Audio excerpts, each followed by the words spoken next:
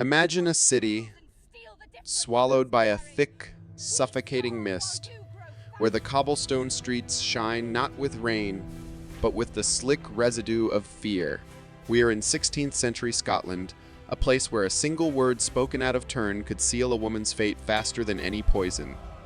In this world, silence wasn't just golden, it was the only way to stay alive. Enter Bessie Taylor, a woman who made the fatal mistake of speaking her mind to powerful men. For this crime of defiance, she wasn't just fined or jailed. She was locked into a nightmare of rusted iron known as the scold's bridal. This wasn't just a mask, it was a cage for the human head designed to turn a living person into a mute, terrified animal. The device looked like a decayed crown made of heavy iron strips, but the true horror lay hidden inside. A brutal metal plate, often covered in razor-sharp spikes, was forced into the victim's mouth to hold down the tongue. If she tried to speak, if she tried to swallow, even if she simply trembled in fear, the spikes would slice into the soft tissue, filling her mouth with blood. Bessie was dragged through the streets of Edinburgh, a bell attached to the bridle clanging with every step to announce her humiliation. The message was clear: your voice is a weapon, and we will make you bleed for using it. But if you think a cage for the head is the peak of medieval cruelty, you are wrong. The bridal was just the opening act in a theater of torture designed to break the female spirit. While Bessie Taylor's blood dripped onto the cold stones across the border in England, another device was being prepared. This one didn't just silence the tongue, it turned the entire human body into a twisted joke for the amusement of the mob. Are you ready to see what happens when humiliation becomes a physical trap? The scold's bridle was terrifying because it was intimate, invading the mouth itself. But history has a way of escalating horror. In the town of Walton, records show these devices bore inscriptions mocking idle tongues, turning torture into a public service announcement. Dorothy Quaker preacher in 1655, felt the cold bite of this iron for simply preaching her faith. Her cries were stifled by the metal bit, her spiritual passion reduced to a gurgle of pain. Yet these women were the lucky ones. They kept their limbs. The next device we uncover, the shrew's fiddle, took the concept of restraint and twisted it into a posture of permanent, agonizing submission. Picture a heavy wooden or iron block shaped like a violin, but instead of strings, it had holes. The victim's neck and wrists were locked into this device, forcing them into a prayer-like bow.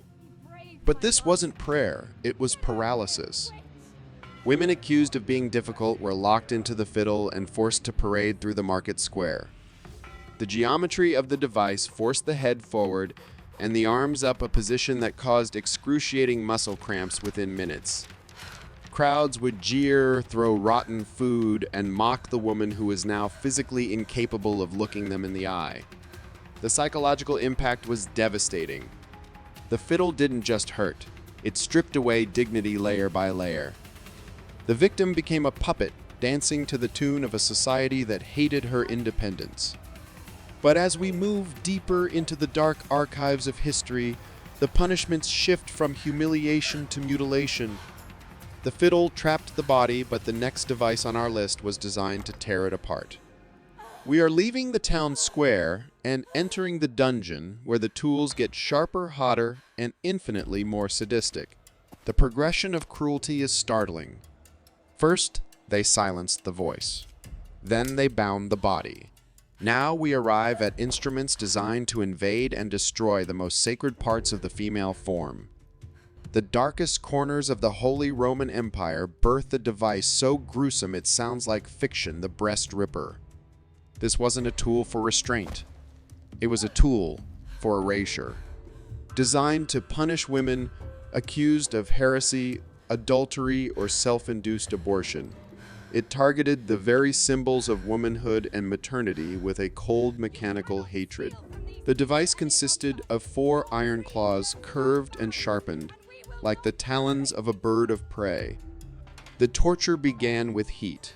The executioner would place the Ripper into a brazier of hot coals until the metal glowed a menacing red. Then, with the victim bound against a wall, sometimes using a variation called the iron spider, the glowing claws were clamped onto the exposed breast. The smell of searing flesh would fill the room before the pain even registered. And then with a violent yank, the executioner would pull. The result was not just injury, it was evisceration. Tissue was shredded, muscles were torn from the chest wall, and the victim was left permanently disfigured if she survived the infection at all. This wasn't just punishment, it was a message written in scar tissue. But believe it or not, there was a device even more invasive, a mechanical nightmare that bloomed inside the body like a flower of death. The breast ripper attacked from the outside, but the pair of anguish destroyed from within. This device is perhaps the most infamous of all, a symbol of the ultimate violation. Shaped like a metal pear, it was composed of 3 or 4 metal leaves that could separate. It was inserted into the mouth, rectum, or vagina of the accused, depending on the nature of their alleged crime, be it heresy, sodomy, or adultery. Once inside, the torturer would slowly turn a screw at the top of the device.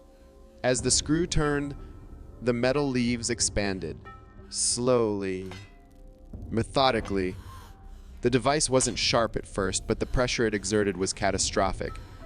It stretched the internal cavities beyond their biological limits. Jaws dislocated, internal organs ruptured. The horror of the pair was the anticipation. The victim could feel the metal widening millimeter by millimeter, knowing that their body was about to break from the inside out. It was a torture of pure, silent panic, where the scream was stifled by the very instrument causing the pain. These devices, the bridal, the fiddle, the ripper, the pair, share a terrifying DNA. They were all engineered to solve the problem of female autonomy. They turned the female body into a battleground where the state always won. But here's the chilling twist: these devices haven't disappeared. They have just evolved. We look back at the 16th and 17th centuries and shudder at the barbarism. We tell ourselves we are civilized now. But are we the scold's bridal was used to silence women who spoke too much? Today, we have doxing, cyber harassment, and threats of violence that flood the inboxes of women who dare to have an opinion online. The mechanism has changed from iron to binary code, but the intent is identical: shut up, or we will destroy you. The shrew's fiddle forced women into a posture of submission. Today, the relentless policing of women's bodies, the shaming of their appearance, and the legislative control over their reproductive rights serve the same function. We may not use wooden blocks anymore, but the societal pressure to be small, quiet, and compliant feels just as heavy as any iron chain. The intent to control, to humiliate, and to punish independence has simply found new, more efficient technologies. History is not a straight line of progress. It is a cycle. The rusted claws of the past are still scratching at the door of the present. The women who survived these tortures, Bessie Dorothy and countless nameless others, left behind a legacy of resilience. They endured the unendurable. But their ghosts are asking us a question: have we really broken the wheel, or are we just spinning it faster? The psychological scars of these devices lasted far longer than the physical wounds. Imagine surviving the breast ripper. Every time you looked in a mirror, you saw the price of your defiance. Every time a survivor of the pair tried to eat or speak, they were reminded of the state's power. This was multi-generational trauma. A lesson passed down from mother to daughter: keep your head down, keep your mouth shut, or the iron will come for you. But terror has a breaking point. The reason we know about Bessie Taylor and Dorothy Waugh is that they refused to be erased. Even with a spike in her mouth, Bessie walked through Edinburgh. Even with the threat of the pair, women continued to preach, to write, and to rebel. The torture devices were a sign of the system's fear, not its strength. They had to build machines to silence women because women were becoming too powerful to silence with words alone. The museums that house these rusted artifacts are not just displaying history, they are displaying evidence of a war between control and freedom. And as you walk through those exhibits, looking at the cold metal that once tasted human blood, you have to wonder, what will future generations find in our digital archives? Will they see our tweets and comments as the modern equivalent of the scold's bridal? As we reach the end of this dark journey, the pattern is undeniable. From the mist-shrouded streets of Scotland to the digital highways of the 21st century, the desire to control women's voices is a constant shadow. The breast ripper and the shrew's fiddle were not anomalies. They were the logical conclusion of a society that viewed women as property to be managed. But recognizing the pattern is the first step in breaking it. We tell these stories not to wallow in the gore, but to honor the resilience. To remind ourselves that the freedoms we have today were bought with the suffering of women who refused to break. The iron may have rusted, but the spirit of resistance is stainless. So, the next time you see a woman being shouted down, shamed, or silenced, remember the bridal. Remember the pair. Remember that the tools of oppression are only as strong as our willingness to tolerate them. We have opened its doors to reveal the nightmares of the past, but the story doesn't end here. History is filled with secrets that have been buried, burned, and forgotten. We are here to dig them up. The scold's bridal, the shrew's fiddle, the breast ripper, and the pair of anguish, these are just 4 items in a vast catalog of human cruelty. If this journey into the dark heart of history made your blood run cold, then you are in the right place. We don't just tell you what happened, we show you the price that was paid. Do not let these stories fade back into the mist. Hit that subscribe button and ring the bell. Join us as we uncover more forbidden history, more silenced voices, and more truths that are worse than death. The past is never truly dead, it is just waiting for you to find it.